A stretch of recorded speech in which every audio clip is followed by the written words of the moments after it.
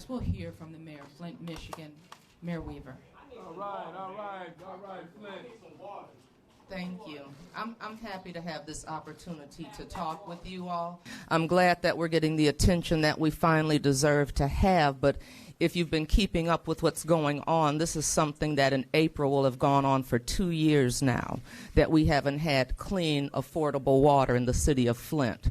Our kids have been damaged by this lead poisoning that's been going on, and what we've been doing is asking the governor, the state, to be accountable. I know that you've seen there have been some resignations going on at the top level of Michigan Department, and these are some good first steps. Last night was the state of the state.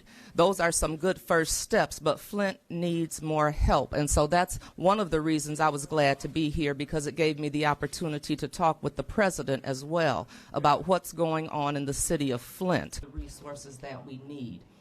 But we know that we've talked about with this resources are being sent to Flint as we speak. There are resources that we need, but it is still not enough. So one of the things we know has to happen is to hold the state accountable. There's money there, and Flint needs to be made a priority about how these funds are distributed. Would this happen in a different community? This is something that nobody should have to deal with. Everybody should have clean water.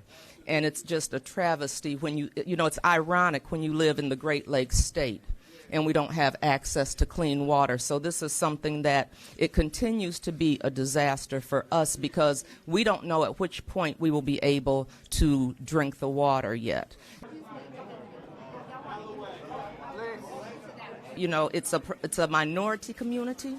It's a poor community, and our voices were not heard, and that's part of this problem. Like I said, this has been going on for almost 2 years, and the citizens, the community, spoke out about this shortly after the switch was made to the Flint River water, and nothing was done. And they marched, and pastors got together, and it wasn't until Mark Edwards and Virginia Tech came in that people even started listening to what we were saying, and then our medical community spoke out. That was a year.